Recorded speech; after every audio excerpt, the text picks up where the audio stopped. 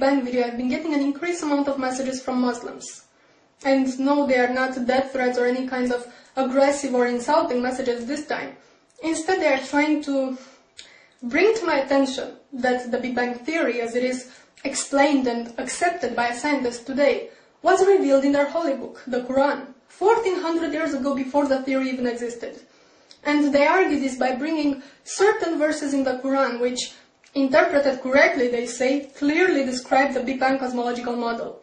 I will insert them in the sidebar. Also, if you do a search on YouTube by the terms Quran and Big Bang, you will see what I mean. It's all over the place.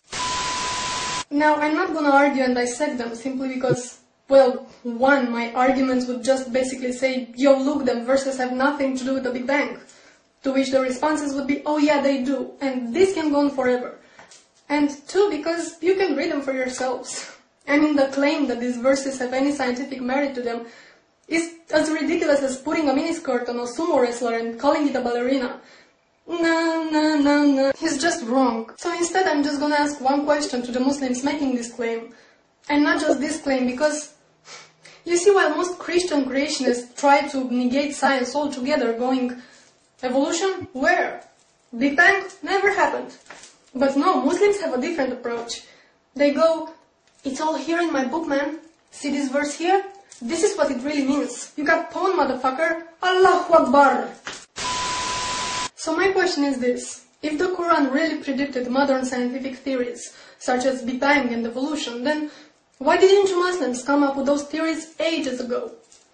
If all those things were revealed in your holy book 1400 years ago, it means that you had 1400 years at your disposal to explain to us infidel fools how things really work.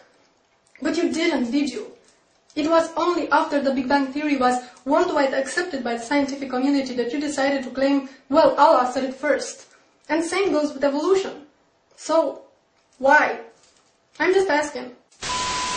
You know, there's something really bugging me, and it always annoys me on some level, but it just seems to annoy me more and more is how religious sensitive we are. And especially when it comes to Islam. I'm sure you remember when Western Standard magazine published those cartoons, those Muhammad cartoons, that all hell went loose. And the publisher of the magazine was interrogated by the Canadian Human Rights Committee because he disrespected this holy religion that doesn't even know the meaning of human rights. It's sadly ironic. And this wasn't an isolated case. The same thing happened to Maclean magazine, I think it was, in 2008. Or the movie Fitna, which got banned. And the filmmaker was prosecuted and investigated and banned from entering the UK. All this while he was under constant death threats from Muslim extremists who were offended that he portrayed Islam as being violent. Again, the irony. And what annoys me even more is the converts. The people who weren't indoctrinated into this religion from childhood, but grew up exposed to human rights values. For now to convert to Islam and come preach how wonderful and sciency and peaceful it is. The religion of peace that punishes apostasy with death.